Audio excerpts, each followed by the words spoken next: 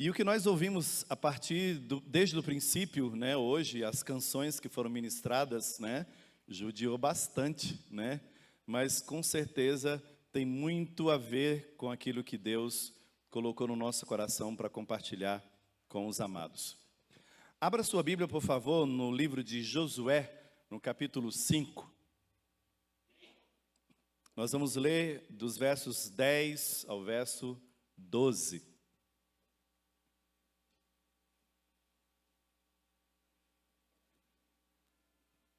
Nós temos no telão, mas eu não sei se é a mesma linguagem que eu tenho aqui. Vamos lá.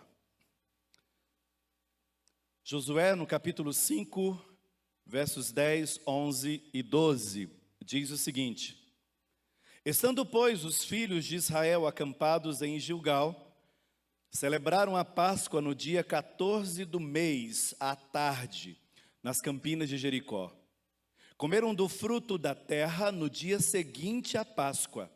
Pães asmos e cereais tostados comeram nesse mesmo dia. No dia imediato, depois que comeram do produto da terra, cessou o maná e não o tiveram mais os filhos de Israel. Mas naquele ano comeram das novidades da terra de Canaã. Mas em o nosso coração nós apresentamos mais uma vez diante do Senhor, clamando, meu Deus, que o Senhor nos visite de uma maneira especial, nos prepare o nosso coração, aquiete o nosso espírito, para que nós possamos não somente ouvir, mas também entender a Tua palavra. E depois nos tornemos também praticantes daquilo que nós ouvimos. Sei, meu Pai, que grandes são os desafios que temos enfrentado nesses dias.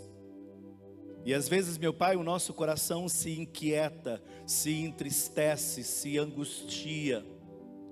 E às vezes se nos fecha os ouvidos para não ouvir, a boca para não falar, e até mesmo às vezes o coração para não sentir.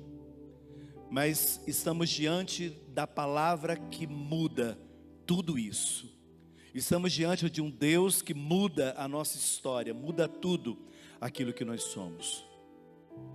Por isso nós colocamos a nossa vida diante de Ti, e que a Tua palavra possa produzir em nós hoje um fruto que seja capaz de mudar tudo aquilo que nesses dias temos sentido, vivido e também experimentado.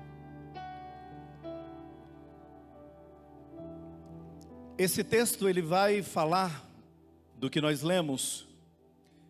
Ele é a finalização de uma história que começou um pouco antes. Os filhos de Deus que estavam no Egito, presos, escravizados, eles demoraram ali mais ou menos uns 430 anos. No início tiveram vida boa, vida regalada, com privilégios. Mas à medida que o tempo passa e Deus abençoa o seu povo, seus inimigos percebem que o povo de Deus não só está crescendo em número, mas também está se tornando poderoso. E alguém tem a brilhante ideia de dizer: vamos escravizá-los, vamos dominá-los, senão eles vão crescer e eles vão se levantar contra nós. E é exatamente isso que acontece. O povo de Deus começa a crescer em número. E Faraó, se amedrontando disso, começa a escravizá-los, e o resto do tempo eles tiraram, trabalhando para o Egito, construindo as suas cidades, gerando a riqueza que o país teve e conquistou. Tanto é que naquele tempo todas as riquezas do mundo ficaram concentradas ali nas mãos deles. Mas quando o povo de Deus saiu dali, a palavra que se disse naquele tempo era que nenhuma unha sequer do povo de Deus ficaria naquele lugar. E um lugar onde não há a presença de Deus não fica e não sobra nada. Hoje é muito mais fácil se encontrar Israel no mapa mundi do que encontrar o Egito. Aquele que era dono de tudo, soberbo, dominava todas as coisas, hoje praticamente é um ponto insignificante num globo terrestre. Mas o povo de Deus estava cativo ali, e havia no coração de Deus o desejo de ir ali e buscar o seu povo e levar para um outro lugar, onde eles pudessem estar em segurança. Mas enquanto eles estavam ali sendo escravizados, em alguns momentos, até mesmo crendo que Deus os havia esquecido, nesse tempo Deus estava em outro lugar, em outro ambiente, usando outros povos para preparar um lugar, um ambiente que seria adequado para ele levar esse povo. E ele deu a esse lugar o nome de Canaã, uma terra que manava leite e mel, uma terra deleitosa, uma terra que produzia tudo aquilo que era necessário para suprir uma falta de muitos anos que o seu povo estava tendo. Então Deus preparou essa terra. Enquanto às vezes nós estamos lamentando, sofrendo e chorando, porque nesse momento nós sofremos e estamos em estado de angústia em outro lugar, num ambiente que talvez nós não imaginamos, lá está Deus preparando um lugar e um ambiente para receber eu e você. Quando Jesus passou aqui nessa terra, Ele fez também a mesma coisa. Ele deixou um povo, Ele deixou um grupo de pessoas, mas também deixou a certeza de que Ele estava indo para um outro lugar. E nesse lugar Ele iria preparar um ambiente que fosse adequado para nos receber no tempo e no momento certo. E o tema do que nós iremos dizer hoje se chama Deus tem novidades para você. Deus tem algo preparado para mim e para você. Porém, a maioria dessas coisas ainda nós não experimentamos. Às vezes porque estamos longe do nosso objetivo, ou temos prioridades distintas em nossa vida, ou porque simplesmente ainda não estamos prontos. Durante todo o tempo em que o povo de Deus esteve no Egito, Deus tinha em seu coração a intenção de buscá-lo, de trazê-lo para um lugar que Ele havia preparado. Então Ele preparou, Ele gastou muito tempo preparando esse lugar. Quando os filhos de Deus chegaram em Canaã, a terra estava lotada, tinha muita gente naquele lugar. E às vezes eles reclamavam e diziam que, olhando para aquele povo, que naquele ambiente até gigantes havia. Quando eles olharam para tudo aquilo, diziam, até diante deles ou aos olhos deles, nós parecemos como se fôssemos gafanhotos. Mas por que aquele povo estava lá? Por que aquela terra manava leite e mel? Porque Deus ordenou a um povo que também era desobediente a Ele, para que estivesse naquele lugar, naquele tempo, preparando aquela terra, preparando aquele ambiente, preparando aquele lugar, fazendo ele produzir, porque nesse tempo ele estava indo buscar o seu povo, para trazer para aquele lugar. E é exatamente isso que nesses dias, eu vejo Deus também fazendo com a gente. Às vezes você acha que está num lugar e num ambiente onde há escassez, onde praticamente não há vida. Mas quando você se sente sozinho neste lugar, lembra, perceba e entenda que Deus possa estar em um ambiente, fazendo algo, preparando um lugar para levar você, para que ali você tenha o seu descanso. Enquanto isso, Ele estava preparando um lugar longe dali, que os abrigaria e os supriria em todas as suas necessidades. Uma terra que manava leite e mel. E não é leite e mel, uma terra deleitosa. Nós não estamos falando apenas de passado, isso também para nós é presente. Deus nunca está surdo para não ouvir, e muitas vezes em que pensamos que Ele está em silêncio, Ele está trabalhando em nosso favor, para nos receber, ou para nos dar exatamente aquilo que nós estamos clamando. Nesses 400 anos ou mais, em que o seu povo esteve no Egito, enfrentando muitos desafios, trabalhando como escravos para um povo violento, Deus estava preparando um paraíso para guardar o seu povo. É só ler a respeito desse ambiente, deste lugar. Quando eles chegaram ali, eles entraram em muitas batalhas, porque haveriam aqueles que eram os inimigos que estavam ali, que deveriam ser expulsos daquele lugar. E Deus conduz o seu povo em cada uma dessas batalhas, até que eles tomem posse do último lugar, do último pedaço de terra, até que tudo se conclua. Gente, eu estou na introdução, mas eu não vou demorar não, é tudo bem rápido. O modo como fomos encontrados, aquele povo, e nós hoje também.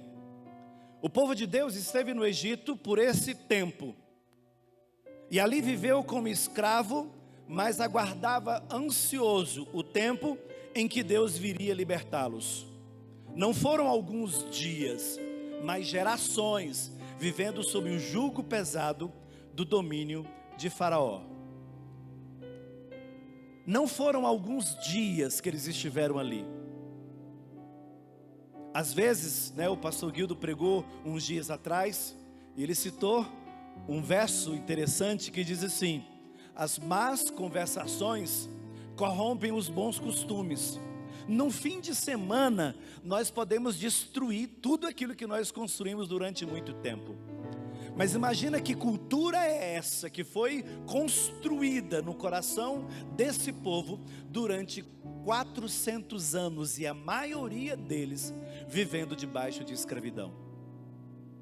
Imagina o que significa você esperar durante muito tempo alguém que vem libertar você de algo que você está vivendo, que é cansativo, que é dolorido, que é penoso, e parece que esse alguém nunca aparece e nunca se dispõe a chegar. A maioria começou a se adequar, a se adaptar àquele ambiente, viver de conformidade com o que aquele povo vivia. Nesse tempo, com mente e coração dominados, eles se encontravam totalmente adaptados a uma vida que pensavam ser aquilo que lhes esperava para toda a vida, para seus filhos e para também os filhos dos seus filhos. Porque, como eu disse, não foram alguns dias, foram gerações que nasceram dentro desse ambiente de escravidão. Essa também foi a nossa espera. Eu esperei muito tempo. Eu sirvo a Deus desde criança. Comecei de maneira errada, com princípios errados, com valores errados, entendendo ou nem sequer consultando a palavra para saber qual era a maneira mais ideal de buscar o nosso Deus. Mas assim, mesmo assim ainda o servia. Por muito tempo estivemos em uma espera inconsciente, e ela nos levou a esse encontro tão incrível com o nosso Deus. As circunstâncias que a vida foi gerando ao longo do tempo, me tirou do ambiente em que eu estava e me apresentou diante desse Deus, que eu inconscientemente buscava sem saber quem Ele era. No princípio eu não imaginava onde esse encontro me levaria. Foi apenas um levantar de mãos e dizer: eu entrego a minha vida a Ti. Eu acredito que a maioria de nós aqui, e também de quem nos ouve em casa, essa foi a primeira impressão. Levantou a mão, fez um compromisso com um Deus que ainda não conhecia, e nem sequer tínhamos noção de onde nós iríamos estar.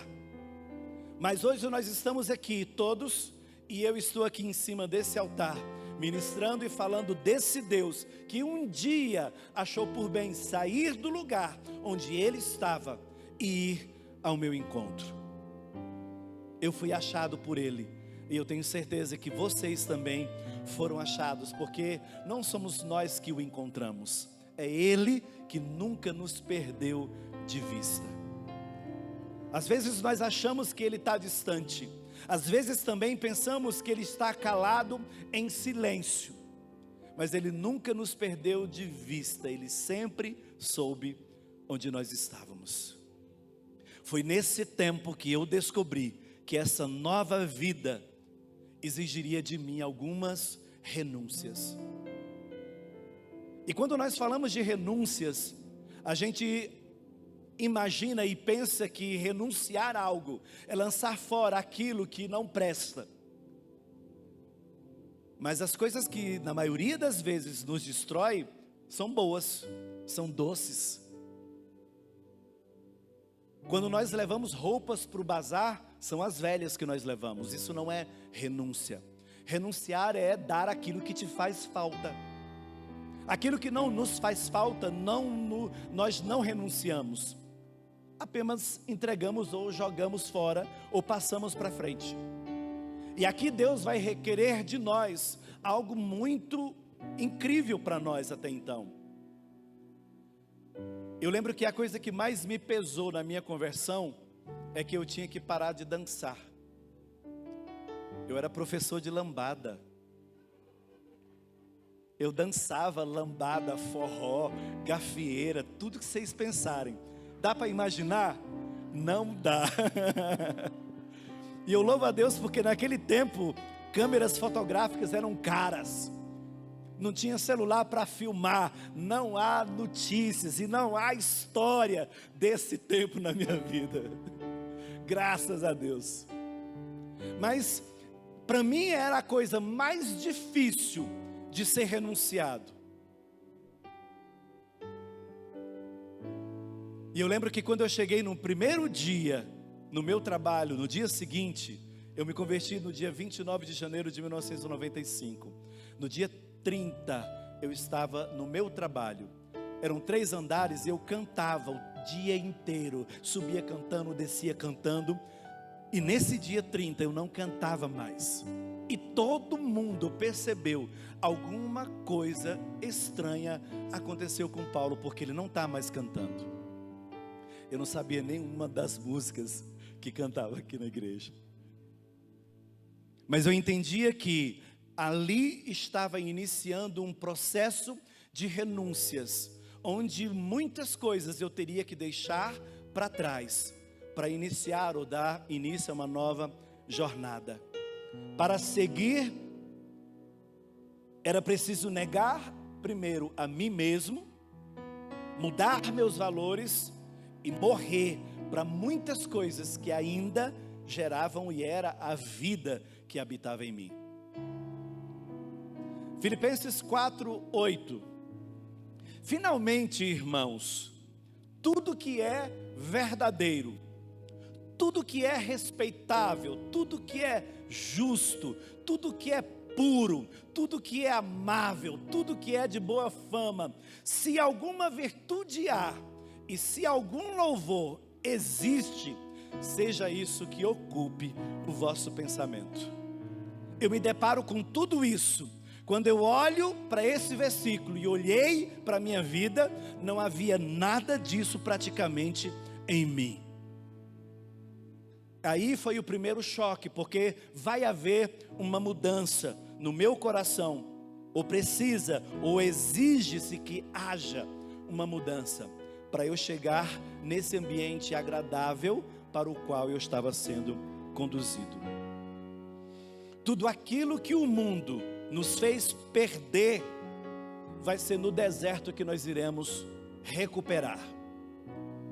Lá no Egito eles perderam tudo, perderam dignidade, perderam a liberdade, perderam muitos dos seus direitos. E foram adquiridos nesse processo muitos deveres. E do nada aparece Deus nessa história.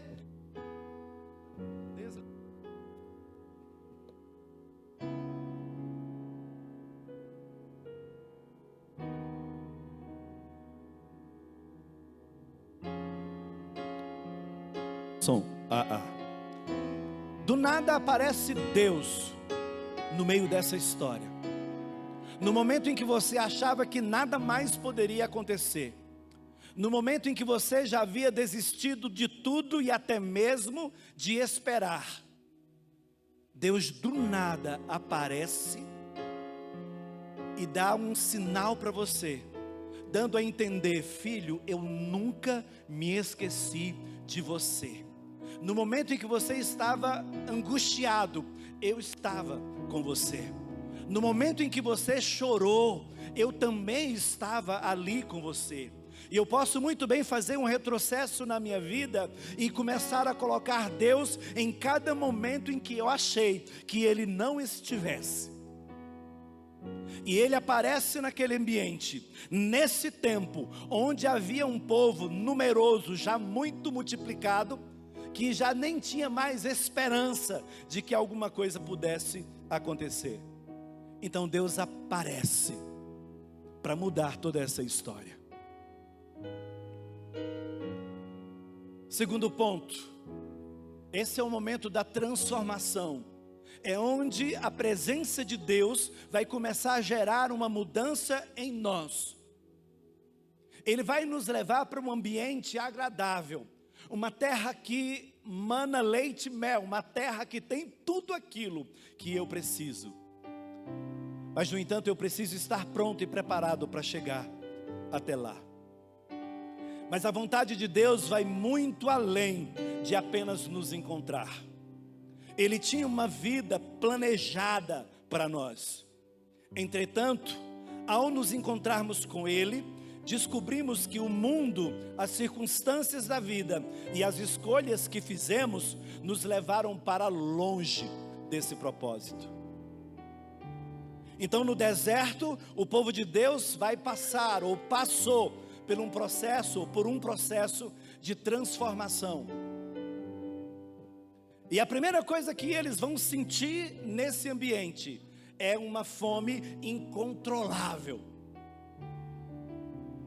Então no deserto, o povo de Deus passou por um processo de purificação. E nesse processo Deus irá buscar trazer e dentro de nós, buscar essa mudança no nosso comportamento. E o ponto de partida era exatamente mudar a nossa mente. Então Deus começa a trabalhar profundamente naquilo que nós pensamos para mudar a maneira como nós agimos.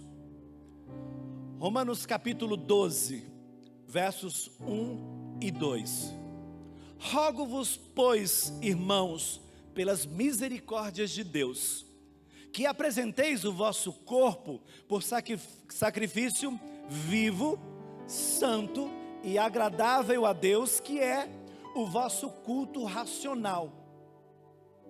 Sacrifício vivo, ele tem que ser feito amarrado, porque senão ele tende a fugir. O único que eu acredito que não fugiu do sacrifício foi o nosso Cristo. Mas se nós fôssemos sacrificados, a tendência de todos nós era fugirmos para não passarmos por esse momento de dor. E não vos conformeis com este século. Nós falamos na quinta-feira sobre isso. Não vos conformeis, não se torne igual a eles. Não esteja de conformidade com aquilo que eles são. Não faça com que a tua imagem se torne a imagem deles. Mas transformai-vos pela renovação da vossa mente, para que experimenteis qual seja a boa, agradável e perfeita vontade de Deus. Sacrificar nós não precisamos mais. Já entendemos que houve um sacrifício perfeito e hoje nós apenas o temos por memória, para que não venhamos nos esquecer daquilo que foi feito por nós. Santo para Ele, eu sendo preparado para Ele, um sacrifício que lhe seja agradável, que Ele seja capaz de receber.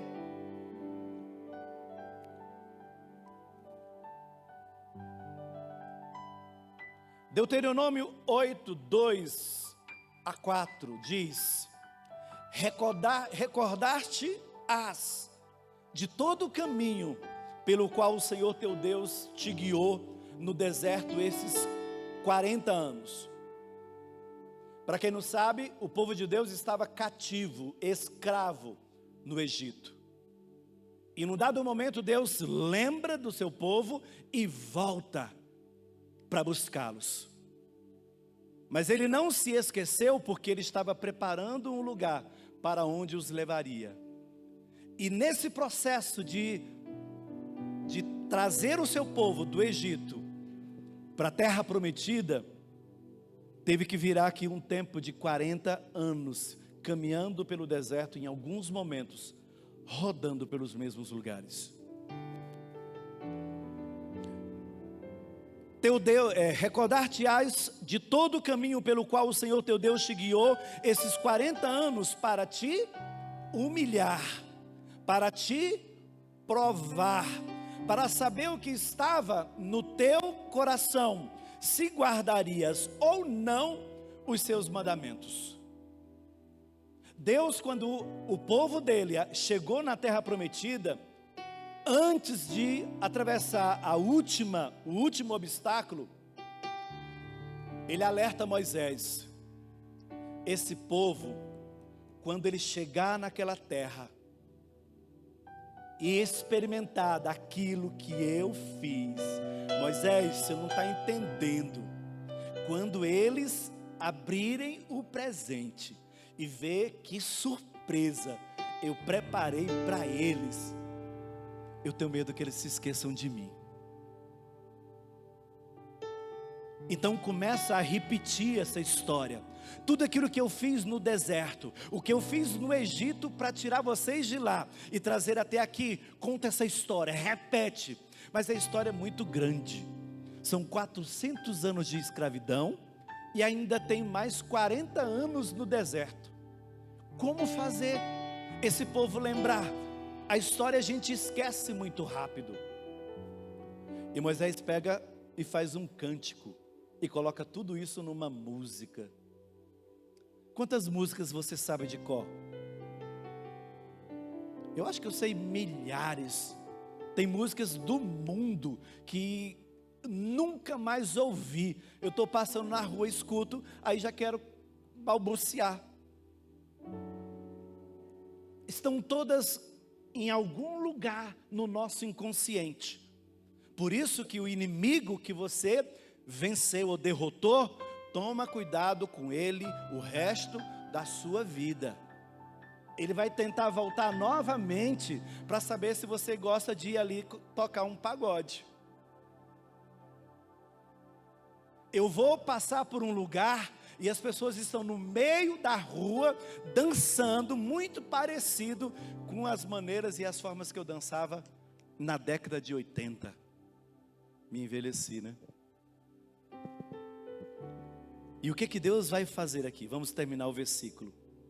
E te sustentou, e ele te humilhou e te deixou ter fome, e te sustentou com um maná que não conhecias, nem teus pais o conheciam, para te dar a entender que nem só ou não só de pão viverá o homem. Jesus vai repetir essa história no futuro. Mas de tudo o que procede da boca do Senhor viverá o homem. Nunca envelheceu a tua veste sobre ti, nem se inchou o teu pé nesses 40 anos. Eu tento imaginar como eles saíram nessa jornada. E todos os eventos que aconteceram, até mesmo as brigas internas. Como essas coisas aconteceram e como elas sucederam. Então, para tanto, Deus dá início a essa transformação, justamente lá na sua base, onde tudo praticamente aconteceu. A sua alimentação. Deus deixou ter fome. Deus provocou o desejo e a fome para que eles começassem a clamar e desejar e querer alguma coisa. E Deus manda, e Deus ordena, e o maná vem. O alimento que Deus mandou, ele não apenas sustentava, mas também ele mudava, ou ele ia mudar a forma biológica desse povo. Tem alguns autores que dizem que nós somos aquilo que nós comemos. Comeu muito açúcar, diabetes. Comeu muito sal, pressão alta, e assim por diante. Então aquilo que nós comemos nos forma. Eu estava lendo um artigo e o autor dizia o seguinte, que em nós não existe, eu não sei se é verdade, eu li, ele é doutor, então eu li. Ele diz que no nosso corpo não há nenhuma célula que tenha um pouco mais de 10 anos. Porque todas elas foram renovadas. E no deserto, eu acredito que era basicamente isso que estava acontecendo. Deus mudou a alimentação. Deus começou a dar uma ração diária, um alimento controlado, um alimento que ia gerar outro tipo de vida no corpo deles. E eles passaram 40 anos se alimentando disso no deserto. Você já ouviu a expressão que disse que quem nunca comeu mel, quando come se lambuza?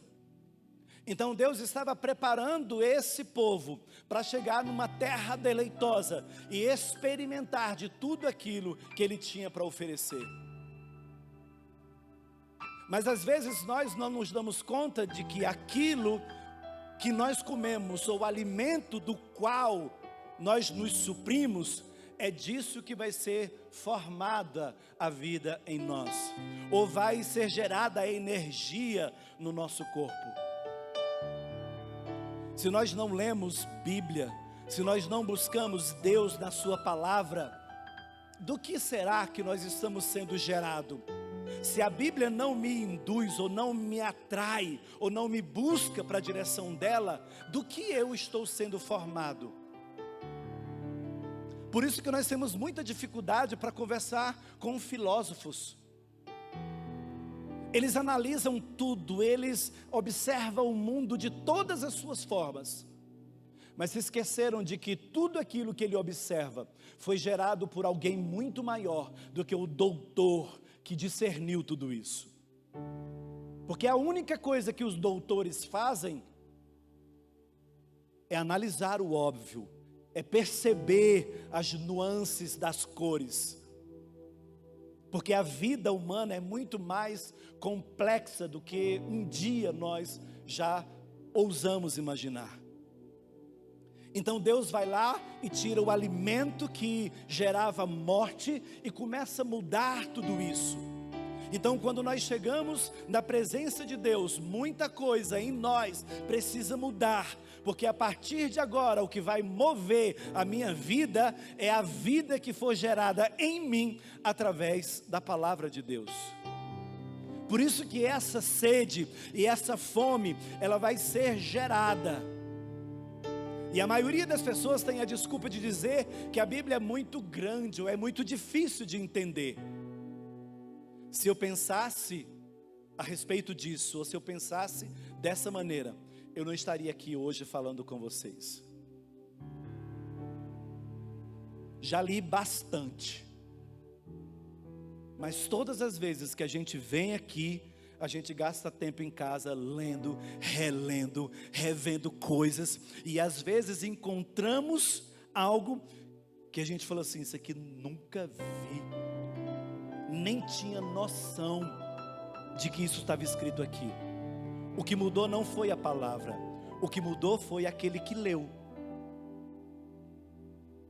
Porque quando eu abro a Bíblia e eu vejo um versículo, ele diz para mim quem eu sou, de que modo estou e como eu deveria ser.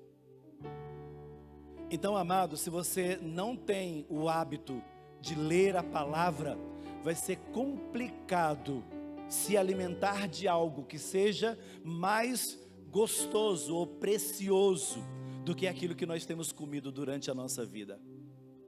Deus está trocando a nossa alimentação, Ele está mudando a nossa dieta, porque a maneira como nós chegamos a Ele não é agradável. Então nós temos que renunciar muitas coisas, lançar fora, abrir espaço para que aquilo que é de Deus possa encontrar um espaço e um ambiente em nós.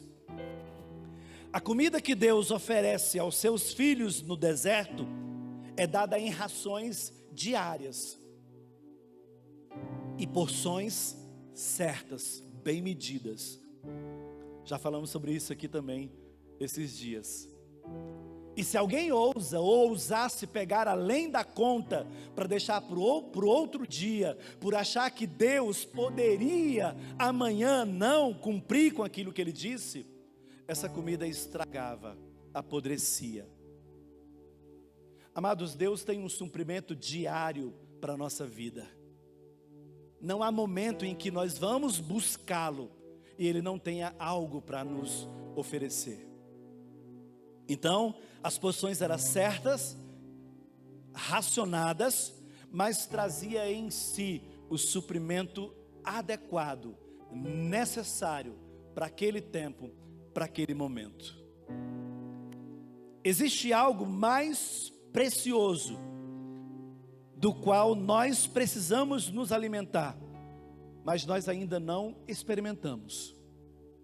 Nós estamos num processo de mudança e de transformação, onde eu ainda não entendo e não imagino onde Deus vai me levar. Mas eu sei que existe um ambiente, existe um lugar onde eu vou encontrar esse paraíso, este lugar, esse ambiente onde Deus preparou para mim tudo aquilo que eu tenho desejado e que Ele sabe que vai suprir a minha necessidade. Então, o alimento mais precioso que temos e precisamos está diante de nós, ou dentro de nós. Jesus. Ele é o pão vivo que desceu do céu. Ele veio justamente para nos buscar. E da mesma maneira que Deus estava preparando um lugar para levar aquele povo que estava no Egito, da mesma maneira existe o nosso Deus, o Jesus que se entregou por nós na cruz do Calvário. Hoje Ele está à direita do Pai, fazendo exatamente a mesma coisa. Ele nos deu a certeza e a segurança de que Ele estaria ausente por um tempo, mas nesse tempo Ele estaria preparando um lugar para mim e para você. Existe um lugar agradável para mim e para você diante de Deus, na presença de Deus. Porque quem já esteve um dia na presença de Deus, um dia já andou com Ele, não vai conseguir viver em outro lugar. Concluindo, para vocês se aquietarem, os israelitas, eles só puderam comer das novidades da terra prometida quando foram mudados na sua essência, nessa trajetória pelo deserto. Deus estava preparando esse povo para experimentar daquele momento. No dia que aquele momento chegasse, que era um momento de festa, de celebração, não deveria haver ali nenhum enfermo, nenhum doente. Todos deveriam estar prontos para participar daquele momento. O maná foi uma tipologia de Cristo. O maná era o alimento que alimentou aquele povo no deserto, preparando eles para chegar naquele lugar que Deus havia preparado. A palavra de Deus, ela vai também nos preparar. Nesse tempo nós entramos em contato com a palavra e ela está nos preparando, ajustando o nosso coração, modelando as nossas atitudes, para que um dia também nós estaremos com Deus, num ambiente agradável, ceando com Ele, comendo com Ele, mas preparado e pronto para viver aquele momento. Então, o maná foi uma tipologia usada por Deus para nos mostrar que nesse tempo, a sua palavra é a sua palavra, pois é o pão que hoje nos alimenta. É ela que nos purifica e é ela que também nos transforma. Então nós precisamos ouvir, nós precisamos nos ligar a ela. Porque quando Cristo faz morada em mim, tudo em mim muda, ou precisa mudar.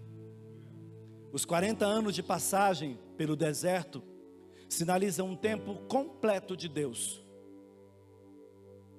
O número 40 na Bíblia, ele vai te induzir a crer que esse é um tempo de prova.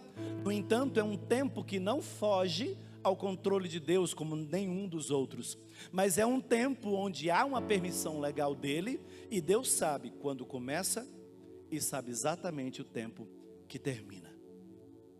Então tudo aquilo que um dia começou na nossa vida, é essa transformação, ou às vezes até algumas angústias de momentos assim que temos vivido, tenha certeza de que começou e no momento certo isso vai terminar. Terminar no sentido de ser concluído, de ser acabado. Então Deus usa o deserto sinalizando esse tempo de batalha, mas também aponta lá para frente para um destino onde eles irão chegar. O maná, ele vai suprir a necessidade momentânea, diária, mas também ele vai funcionar como algo depurativo, vai limpar, vai purificar e nos preparar para esse momento e esse ambiente onde nós estaremos com o nosso Deus. A palavra hoje, ela também está nos depurando, nos purificando, nos restaurando para um momento em que nós nos encontraremos com o nosso Pai. E diz assim, que num dado momento, Deus determina que naquele dia celebraram a Páscoa e eles vão experimentar dessa terra. E eles comeram do fruto daquela terra. E depois disso, aquilo que era momentâneo, aquilo que era efêmero, passageiro, cessou, deixou de existir. Quando nós nos alimentamos daquilo, do alimento que Deus nos deu, não faz mais sentido o mundo gerar necessidades em nós.